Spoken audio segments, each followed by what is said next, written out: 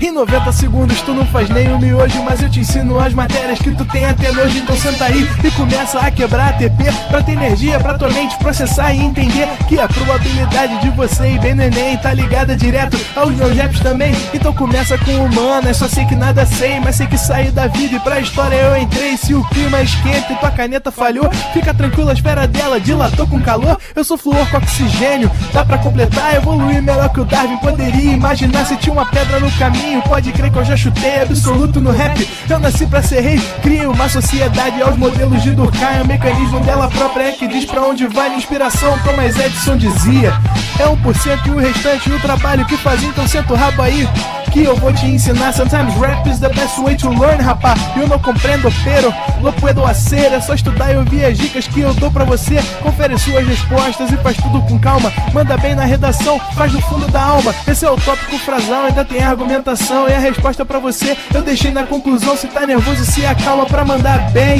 E se liga nos vídeos que eu te preparo pro Enem.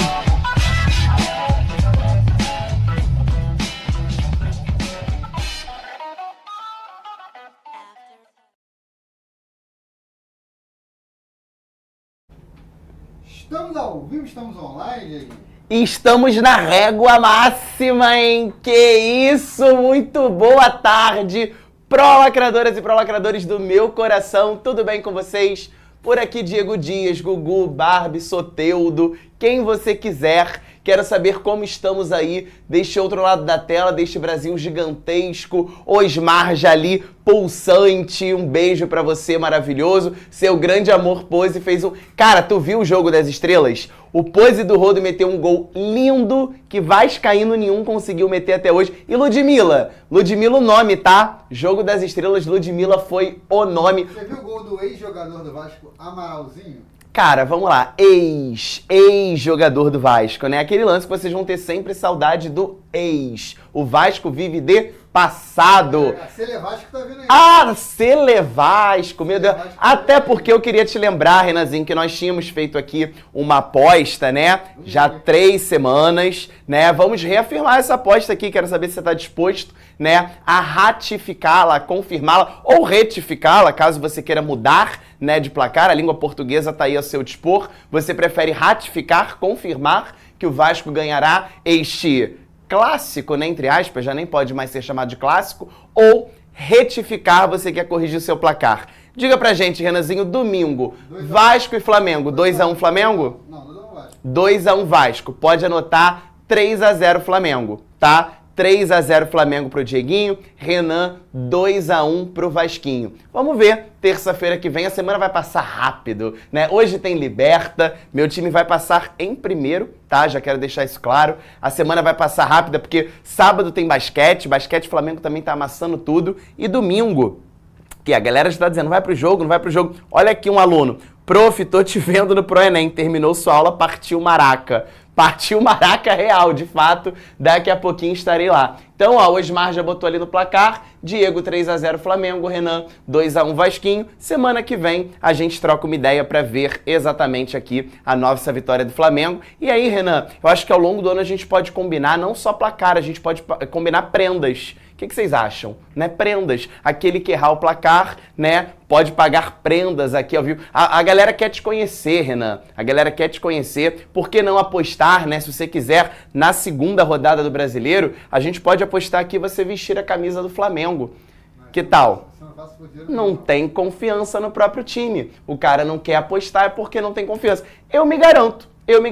No segundo turno, tá aí a aposta, Renan, você tem até o segundo semestre para pensar. No Flamengo e Vasco, se o Vasco ganhar do Flamengo, eu me comprometo. Eu visto aqui, caso você aposte comigo, não vou apostar sozinho. Caso você aposte comigo, eu visto aqui a camisa do Vasquinho. Pense até lá no segundo turno, tá, galera? Não está valendo para esse primeiro, porque o Renan não quer firmar um compromisso comigo, mas, evidentemente, você pode pensar até lá, quem sabe você tem aí, né, uma motivação, quem sabe, para fazer uma aposta na... Como é que você chamou?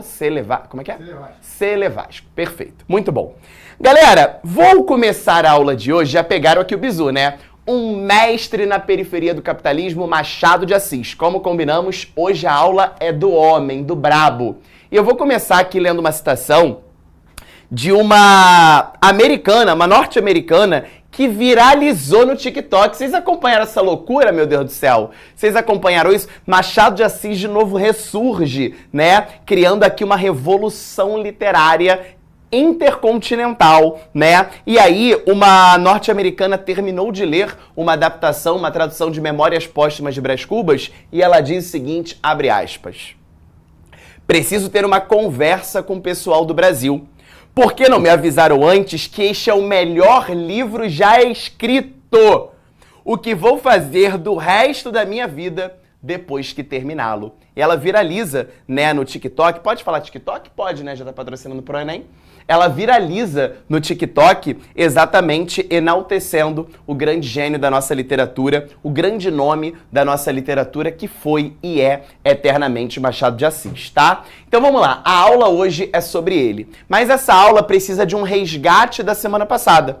Na semana passada a gente começou a falar de literatura do século XIX e a literatura do século XIX com o cientificismo enquanto pauta. Lembra disso? E aí a gente fez uma dicotomia, né, entre justamente o realismo e o naturalismo. Essas duas escolas surgindo em oposição ao romantismo. Lembra disso? Então nós tínhamos toda aquela subjetividade, toda aquela idealização, toda aquela fantasia sendo completamente rechaçada, tirada aqui do palco e entra em cena a realidade, a verossimilhança, uma ênfase em aspectos negativos dos personagens. Não tenho mais o herói, não tenho mais a idealização, a exaltação, e agora de fato eu vejo a sociedade como um retrato. Lembra dessa analogia que fizemos? O próprio século XIX, no realismo e naturalismo, ele vai se basear como um retrato. É um retrato fiel à própria diferenciação em assimetria social que tínhamos de um lado a burguesia e do outro lado o proletariado.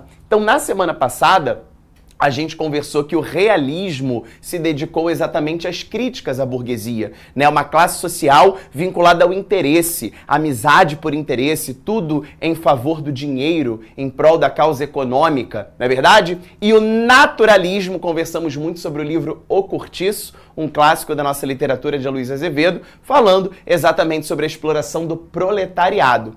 E aí eu prometi a vocês que na aula de hoje, né, na nossa semana de número 15 do conteúdo programático, a gente ia falar de Machado de Assis. E aqui diversas polêmicas serão levantadas, mas a primeira é exatamente esta, né, de uma norte-americana, se eu não me engano ela tem 45 anos, pelo que eu vi ali na notícia, né, ela viraliza no TikTok falando sobre o primeiro livro, né, que vai dar impulso ao realismo no Brasil, que é Memórias Póstumas de Brás Cubas. Já já a gente fala sobre esse livro. E já te adianto, eu peguei o gancho nessa viralização do TikTok e eu já vou te antecipar que hoje vai ter uma redação nota 1000, tá? Em que na introdução usou-se Memórias Póstumas de Brás Cubas para se chegar à nota 1000 no Enem. Já já eu te mostro essa redação no finalzinho da aula, tá bom? Então, introdução feita, dica de leitura da semana. Lindezas da minha vida, eu poderia estar roubando, eu poderia estar matando, eu poderia estar te enchendo de tabefes, mas eu apenas estou te sugerindo a leitura de clássicos da nossa literatura. E eu sei que você é um vestibulando, você vai me dizer, mas eu não tenho tempo para nada, eu mal consigo, olha aqui, estou assistindo a sua aula, comendo meu lanchinho. Eu sei disso. Então por isso que eu sempre recomendo a você caminhos, vamos dizer, alternativos. Se você não tem tempo de ler um clássico na sua densidade, exceto, a não ser que você vá fazer alguma prova específica aí nos seus vestibulares isolados, que tenha o livro Dom Casmurro ou qualquer outro clássico como livro obrigatório. Aí você tem que ler, não tem desculpa. Agora, se você quiser apenas refinar seu vocabulário, entender melhor a literatura e ter contato com os clássicos, por que não pensar em rotas alternativas? E aí na semana passada eu te dei o bizu de comprar os clássicos em quadrinhos, né, que acaba sendo um gênero textual super acessível, né, super democrático, em que você consegue, né, ter ali uma dimensão do enredo, uma dimensão da narrativa de forma mais dinâmica. Na semana passada eu te indiquei O Cortiço, né, exatamente em quadrinhos, e hoje vem Dom Casmurro, um clássico do Machado de Assis que evidencia exatamente a figura de uma mulher. Reparem que no nome Dom Casmurro a gente já contém uma ironia maneira, porque Dom é um título de nobreza, certo? E esse Dom Casmurro não era um cara nobre, era o Bentinho, era um burguês, mas um burguês, ó, de nariz em pé. Um burguês que se achava a última Coca-Cola do deserto. Um burguês que se achava o último biscoito, e é biscoito, não é bolacha, o último biscoito do pacote.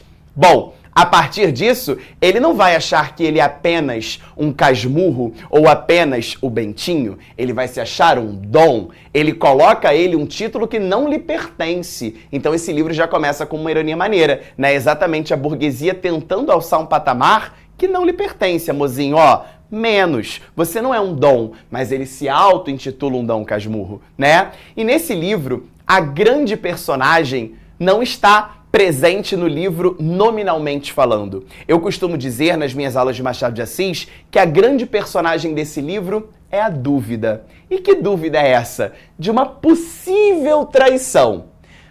Graciane Barbosa, corre aqui. Por que de uma possível traição? Galera, nós temos a figura de uma mulher do século XIX, extremamente silenciada, uma mulher que não tem direito à argumentação, uma mulher que não tem vez nas falas narrativas desse livro.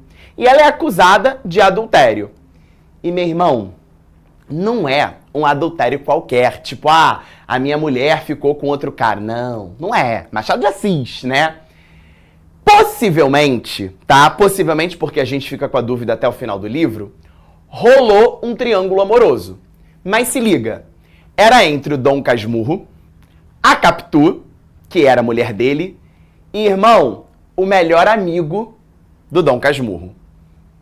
Ser corno deve ser triste, deve ser chato. Imagina ser corno pro melhor amigo. E aí começa um jogo argumentativo dentro da narração que você fica ensandecido lendo esse livro. Porque você não sabe até que ponto tu vai acreditar no Dom Casmurro. Porque ele já é um coroa, ele tá narrando, né, as suas memórias, a sua vida, já numa idade avançada. Ele narra em primeira pessoa, e narrar em primeira pessoa, meu amorzinho, é um problema. Por que que é um problema? Porque você só tem a visão dele. Não é verdade? Ele só está contando aquilo que ele quer que você saiba. A Capitu, sendo acusada de adultério, a pobre coitada não tem nem como se defender. Não tem nem como ela falar, traí mesmo. E aí? Fazer a linha Graciane Barbosa? E aí, traí. Tô meio que arrependida, tô fazendo a linha uma nova mulher, mas traí. Ou então dizer, querido, eu não te traí, isso é fruto da sua imaginação. Ela não tem vez na história. E o fato de ela não ter vez na história faz exatamente uma alusão à mulher do século XIX, extremamente silenciada, sendo apenas, né, uma forma de sombra do marido. Então a gente é tendenciado a acreditar que houve traição, mas em momento nenhum do livro isto fica claro, porque a própria Capitu não tem vez de se defender ou de assumir o possível adultério. E o amigo morre. Então a gente vai ficar na dúvida eternamente. Então a dica de leitura é esse clássico da nossa literatura, Dom Casmurro, e é muito legal a partir da leitura você chegar à sua conclusão, que não necessariamente será a certa ou a incorreta. Não existe resposta. A grande personagem desse livro, portanto, é a dúvida, que fica anos e anos depois da escrita desse clássico do Machado. Beleza? Bom, esse tema é tão importante, galera, mas tão importante, que aqui na UERJ, na Universidade Estadual do Rio de Janeiro, no vestibular de 2018, esse livro foi cobrado na prova de redação. Aqui no Rio nós temos um vestibular isolado e há cobranças de livros, né? A gente está uma semana, né, do primeiro exame de qualificação, que vai cair o livro que eu já recomendei para vocês, As Mentiras que os Homens Contam. Este ano a prova de redação vai falar de um livro quente, que é o Conto da Aia. A UERJ tem esse dado politizado, essa preocupação social bastante latente. Mas em 2018 foi o primeiro ano em que ela cobrou livros no seu vestibular. E o livro escolhido para a prova de redação foi exatamente Dom Casmurro. E aí olha o tema de redação que os alunos tiveram que escrever.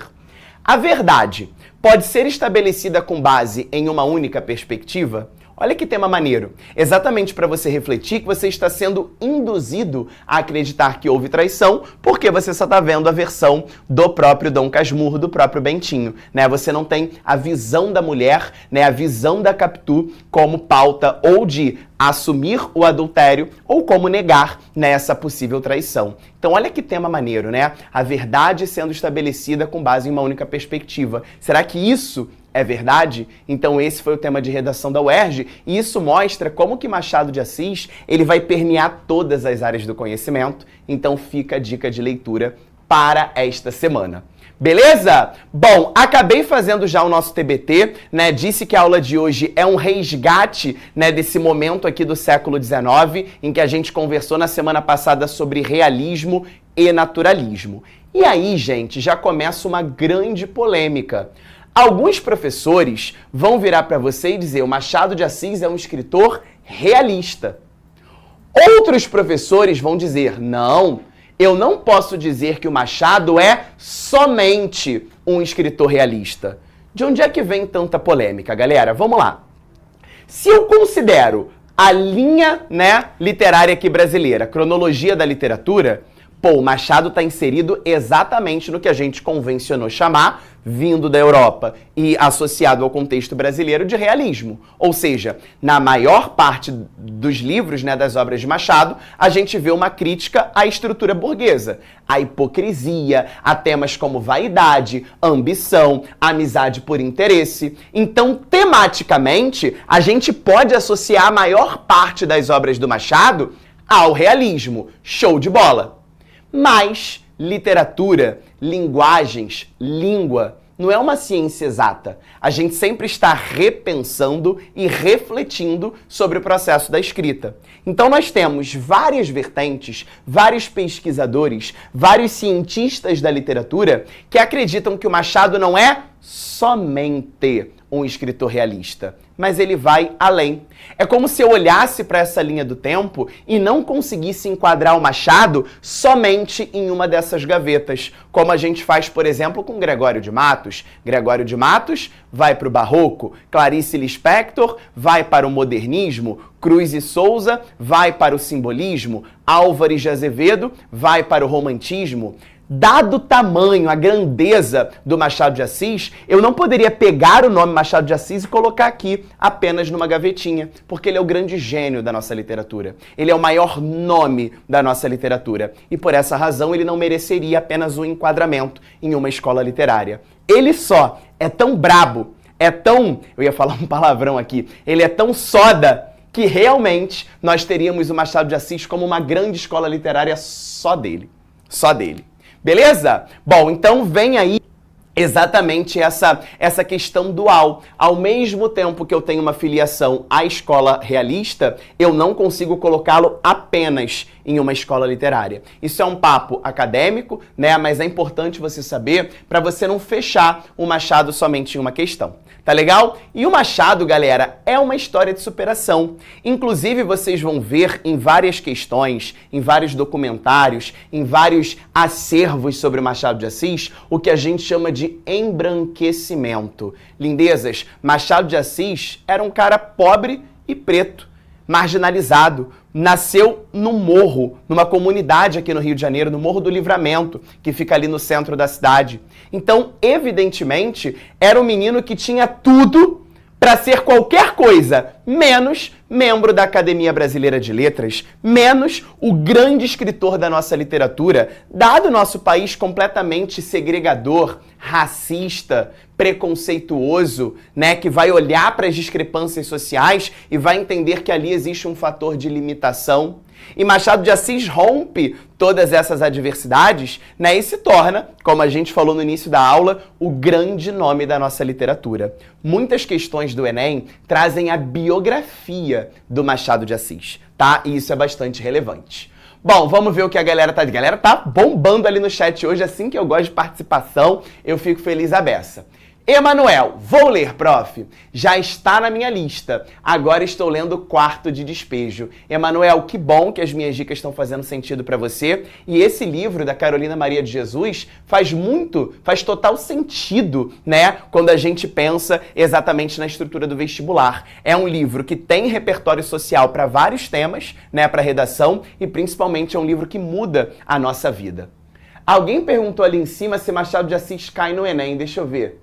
Eduardo, prof, Machado de Assis cai muito no Enem? Sim, com certeza, beça. Todo ano, pelo menos uma questão, tá? É questão clássica, é tiro certeiro no Enem, com certeza. Tá legal? Não só no Enem, né? Em diversos vestibulares aqui na UERJ, no segundo exame de qualificação, o livro cobrado será Quincas Borba, que é um clássico do Machado também. Então é figurinha carimbada, nosso top 1 disparado. Claro que o movimento literário que mais cai é o modernismo, tá?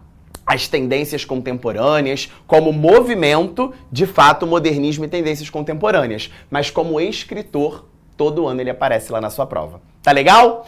Bom, lindezas, os 3 principais livros, as 3 principais obras, aquelas mais recorrentes no vestibular. Dom Casmurro, Memórias Póstumas de Brás Cubas e Quincas Borba. Já já a gente fala um pouquinho mais sobre elas, enaltecendo as características gerais de Machado. Tá bem? Então o que eu quero que você faça a partir de agora? Pega o seu mapa mental, coloca aí no meio Machado de Assis, já levanta essa reflexão que ele é realista até a página 2, então bota esse realismo, né, com um pontinho de interrogação ao lado, justamente para fomentar essa reflexão.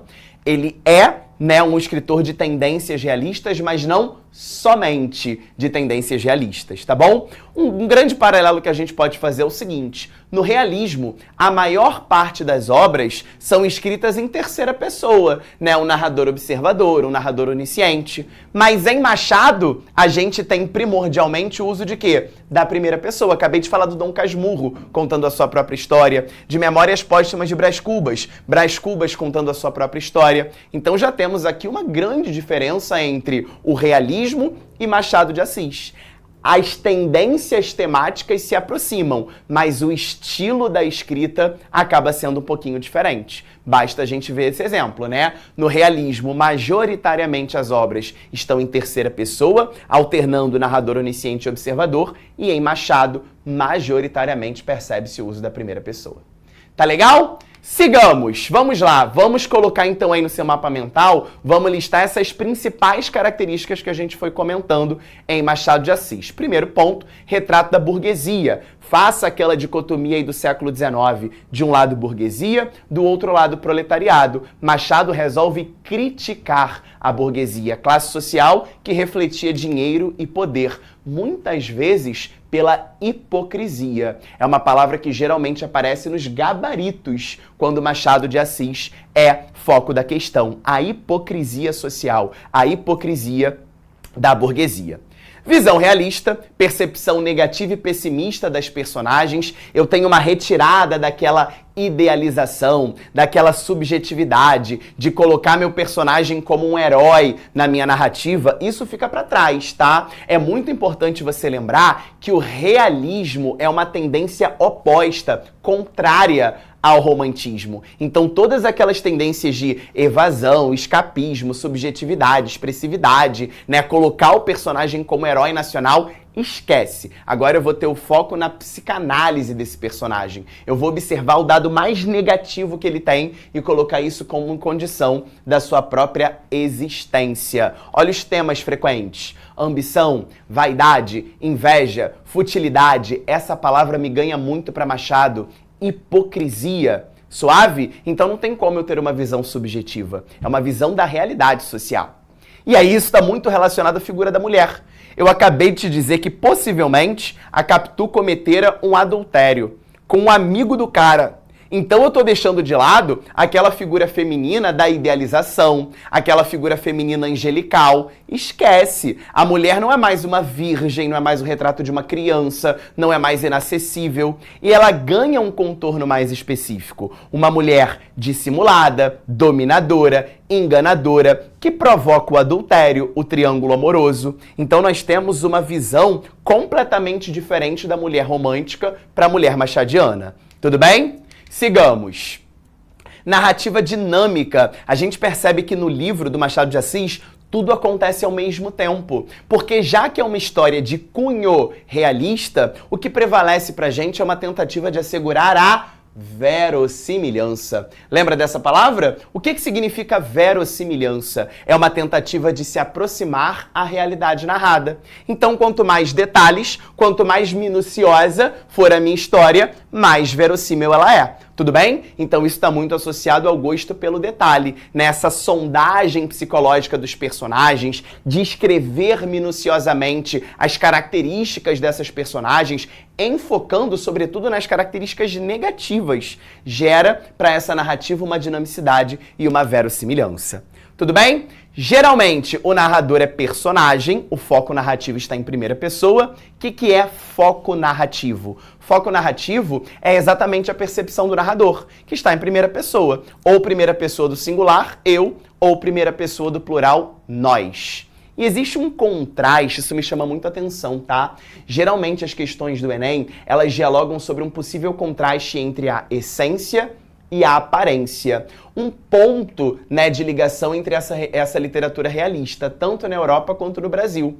Esse lado de a burguesia querer se mostrar de uma forma e ser de outra. Então esse contraste entre essência e aparência me chama muita atenção também nas narrativas machadianas. Beleza? Vamos ver o que a galera está dizendo lá. As questões de Machado de Assis são consideradas fáceis ou difíceis? Bruninha, veja só. Eu vejo que questão de Machado de Assis ela tem um padrão no Enem. Geralmente a questão que vai falar sobre essa análise de críticas sociais, vai falar do uso da norma culta nessa literatura do século XIX. Então a gente tem uma certa padronização. Geralmente o candidato enfrenta dificuldade na leitura do texto, tá? Porque lembra, a gente sempre olha o enunciado antes de resolver a questão. Tem uma galera que obviamente não é do ProEnem, né? Porque do ProEnem já tá ligado nos macetes, nos bizus de prova. Mas uma galera que faz aí curso em outro lugar, começa pelo texto. E aí começou pelo texto, pô, Machado de Assis. O cara tem uma escrita mais refinada. As palavras começam a fazer uma confusão mental. Até porque você não tá fazendo somente aquela questão. Você tem uma redação e 90 questões. 89 além daquela. Então, evidentemente, a galera sente maior dificuldade, Bruninha, mais para ler o texto do que para entender o comando da questão. Tá legal? Então, são consideradas questões medianas. Se eu considero o fato de que existe uma padronização em questões de Machado, a gente já vai na opção correta. A maior dificuldade seria a leitura do texto, que é um texto um pouquinho mais distante. Não é uma literatura contemporânea, não é uma literatura modernista, é uma literatura do século XIX, um pouco mais densa, daí a dificuldade. Tá bom? Sigamos. Tempo psicológico. A narrativa machadiana é uma narrativa não linear. Por diversos momentos nós temos voltas ao tempo, sonhos, pensamentos, reflexões, a técnica do flashback, que é eu fazer voltas, né, na narrativa. Eu não tenho uma linearidade, eu não tenho uma cronologia, eu tenho inclusive digressões, que é quando eu fujo do assunto. Eu estou argumentando sobre algo e a narrativa machadiana ela tem um viés argumentativo, né? Eu estou falando de um ponto, eu estou argumentando sobre um ponto e do nada eu mudo o rumo da minha narrativa. Isso comprova a não linearidade, as digressões, os desvios de assuntos nas narrativas machadianas. Tudo bem? Muitas vezes o Machado conta pra gente como é que ele escreveu aquele texto. Como é que ele escreveu, como é que ele montou aquele romance. Por isso a metalinguagem está presente. Lembra que a metalinguagem é o código falando sobre o próprio código, a língua que fala da própria língua. Em Machado de Assis, o romance que comenta o próprio romance. Então estou lendo lá Memórias Póstumas de Brás Cubas, capítulo 7. E ele vai fazer alusão ao primeiro capítulo. Caro leitor, como eu já evidenciara no capítulo 1, ou seja, ele comenta de um capítulo dentro do outro. Isto é uma metalinguagem, isto é um meta-romance. Tudo bem? Intertextualidade. Será muito comum em Machado o diálogo entre personagens de livros e de contos. Beleza? Então ele vai fazer alusões a outros textos dentro do texto dele próprio, que a gente chama isso, você já sabe, de intertextualidade. Bom, recursos estilísticos de cara, humor e ironia. Só que eu vejo que muita gente não entende o papel do humor e da ironia na literatura. tá? Isso é discrepante. Porque quando a gente fala em humor e ironia, você acha que é pra fazer graça. Ai, tô na régua bonitinha aqui, ó. Val. Tô bonitinho, não tô? Tô hétero top, será? Sei lá, não sei não. Olhei aqui agora, ó. Blau. Será que eu tô hétero top? Depois tu me diz. Que sei lá. Diretor, tô bonitinho na régua? Tá na régua? Tô na... mas hétero top não? Um pouco, né? Humor e ironia, olha lá. O Osmar, cara, o Osmar é... Porra, te amo, Osmar. Muito top. Muito top. Isso mesmo, né? Eu tô um hétero top. A cada vez mais, tá? Ó, humor e ironia como ferramenta crítica, lindezas, não confundam humor e ironia com fazer rir. Não é pra fazer rir.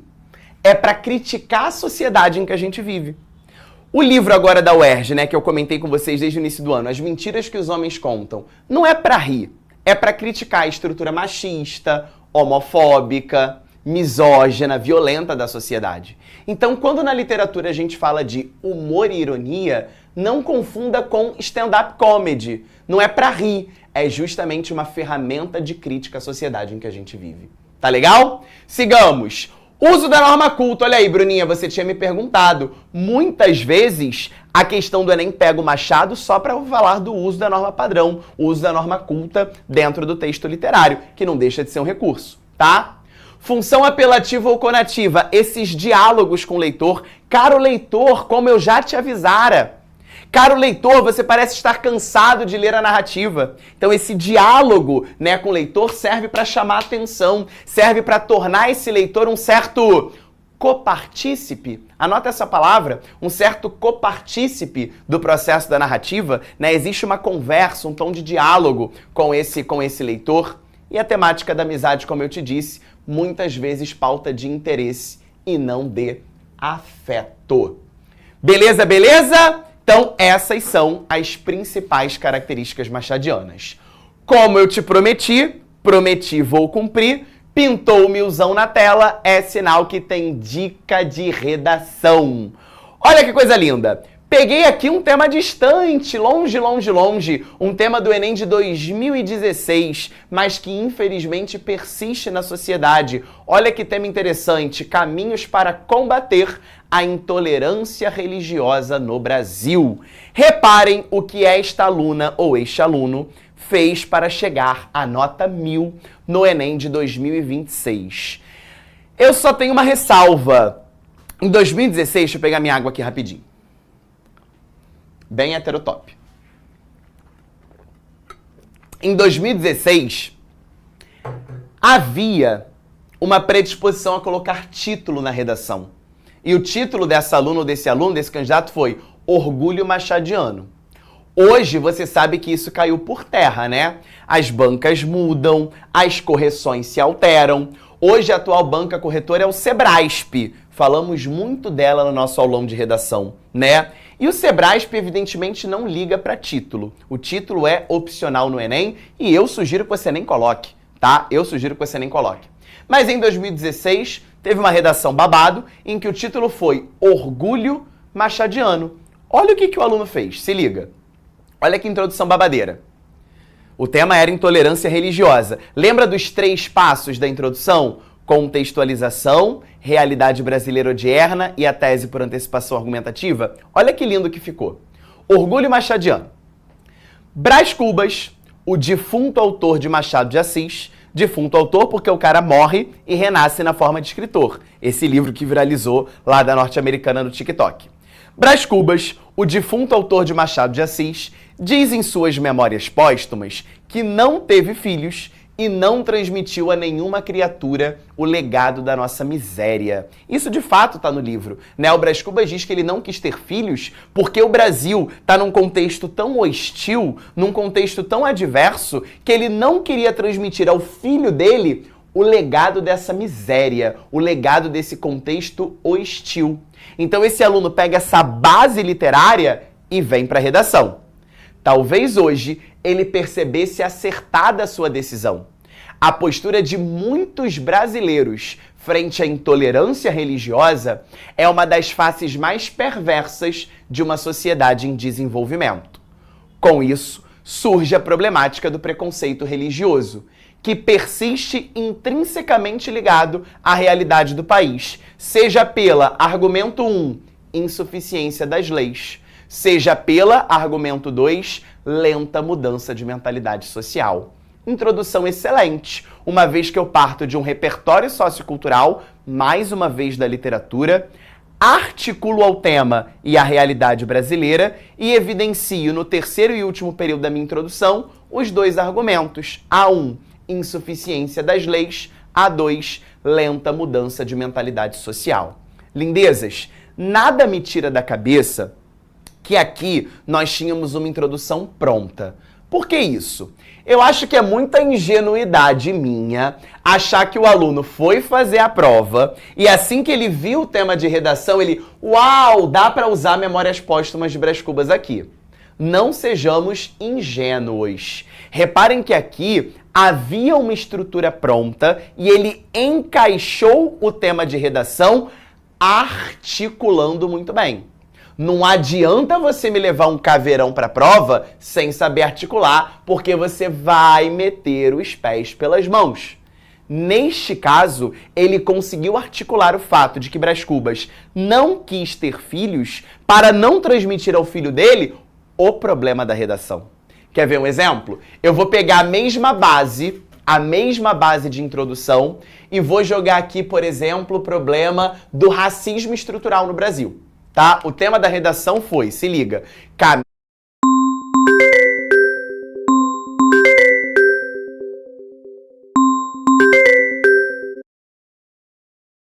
caminhos para combater a intolerância religiosa no Brasil. Vou adaptar o tema, vou colocar um tema aleatório. Caminhos para combater o racismo estrutural no Brasil. Vamos ver se daria certo? Repare, orgulho machadiano. Brás Cubas, o defunto autor de Machado de Assis, diz em suas Memórias Póstumas que não teve filhos e não transmitiu a nenhuma criatura o legado da nossa miséria. Talvez hoje ele percebesse acertada a sua decisão. A postura de muitos brasileiros frente à intolerância racial é uma das faces mais perversas de uma sociedade em desenvolvimento.